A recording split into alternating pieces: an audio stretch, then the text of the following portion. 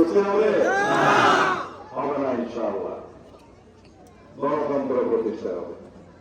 তবে ভোটের ময়দানে কিছু কিছু জিনিস শুনতেছি মনের মধ্যে একটু খারাপ লাগে।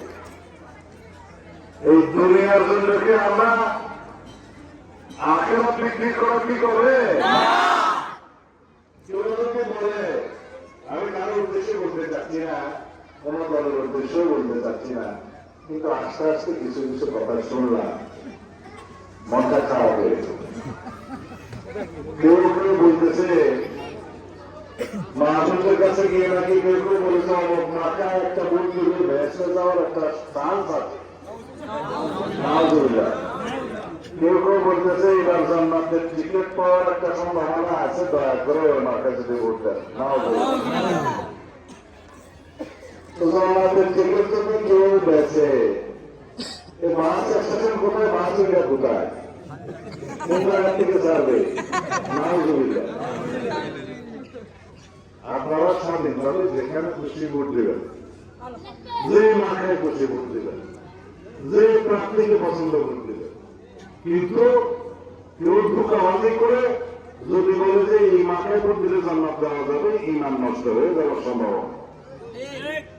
সুতরাং আমরা যেন ইমান আকীদা নিয়ে মরতে পারি, সেই ব্যবস্থা যেন আমরা রাখি। কেউ যেন নিজের ইমানও ক্ষতিগ্রস্ত না করে এবং সাধারণ জনগণ মা বোনদের কাছে গিয়ে ইমান নষ্ট করার জন্য কোনো যেন প্রচেষ্টা না করে, সেই অনুরোধ জানাই।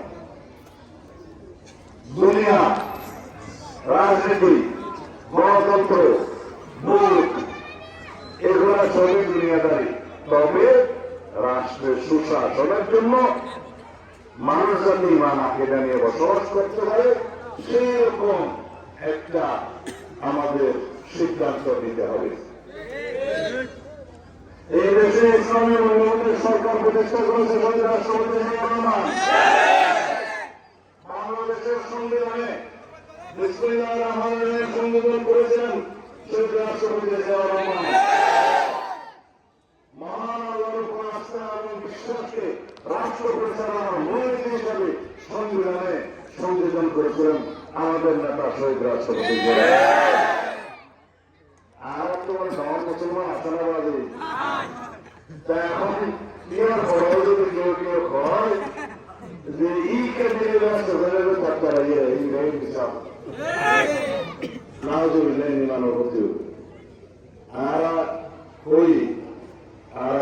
ধর্ম নিরাপত্তা শব্দ আমাদের জিলা রেখে ইবার সংবিধান সমাজ তুলে দিন।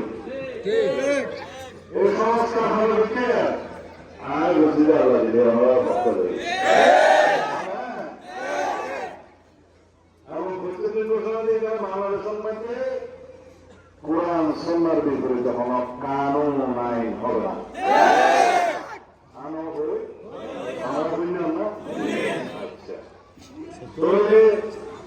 যদি ইনশাআল্লাহ বাংলাদেশের সমস্ত মানুষের নিরাপত্তা আমরা নিশ্চিত করতে চাই, সকল ধর্মের মানুষের স্বাধীনতা যদি নিশ্চিত করতে চাই, তাহলে রাসূলুল্লাহ সাল্লাল্লাহু আলাইহি ওয়াসাল্লামের শিক্ষা অনুসারে আর সারা বাংলাদেশের সকল মানুষের নিরাপত্তা বিধান করা করিব,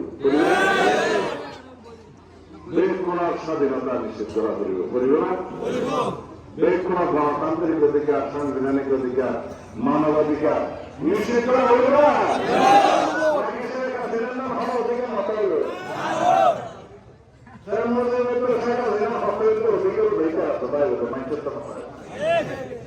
আল্লাহ খবর পেয়েছে বাংলাদেশের মেডিকেল পরিষদ করি।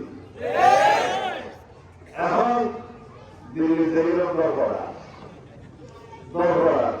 তার আওয়ামী লীগ এবং শেখ হাসিনা বাদশাহ মৃত্যু এলে বাংলাদেশের নেই, তখন এই দিল্লি এই খাবার ফাটিয়ে কবিরা কষ্ট লাগে।